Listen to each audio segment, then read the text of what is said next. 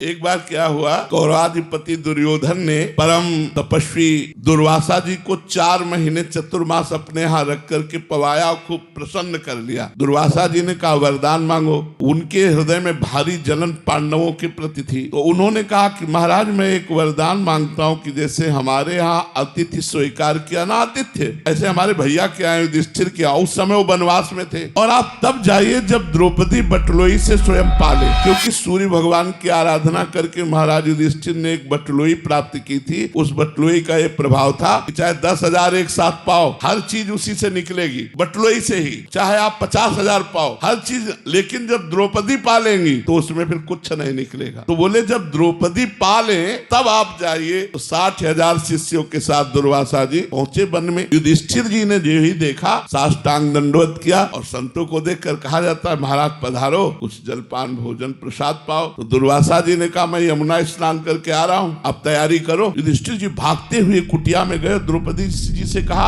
आपने बटलोई में पा लिया? बोले हाँ, वो तो धो के रख दी। मूर्छित हो गए, युधिष्ठिर जी मूर्छित हो गए। अब देखिए इतने महाभागवत हैं, मूर्छित हो गए। द्रौपदी जी ने आकर उनको क्या बात हो गई, मेरे पाने की बात सुनकर आप मूर्छित क्यों हो गए? अरे बोले 60,000 शिष्यों के साथ दुर्वासा ऋषि पधारे हैं, आतिथ्य के लिए निमंत्रण दे दिया है, यदि उनको नहीं पवाते तो साप दे के जाएंगे वो, अब क्या होगा? तो द्रौपदी जी ने कहा तुम्हें सूर्य प्रदत्त बटलोई पर विश्वास है, श्री कृष्ण पर नहीं। ये खास बात पकड़िए। द्रौपदी जी का चीरहरण हो चुका था, उस समय उन्होंने देख लिया था, इसलिए पूर्ण विश्वास श्री कृष्ण पर हो गया था। उन्होंने कहा तुम्हें एक बटलोई पर विश्वास है सूर्य प्रदत्त, लेकिन भगवान श्री कृष्ण पर विश्वास नहीं, आप प्रसन्न रहिए। और कहा हे कृष्ण, देखा सामने से पीताम्बर फहराते हुए आए। कहा द्रौपदी बहुत भूख लगी है। बोले समस्या पे समस्या तो इसी बात की है, 60,000 शिष्यों के साथ दुर्वासा ऋषि आए, हमने बटलोई में पा लिया। तो भगवान ने कहा बटलोई लाओ, और उससे एक शीत चिपका हुआ निकला साग का, और जे ही मुख में डाला पूरा विश्व तृप्त हो गया। जे ही भगवान ने पाया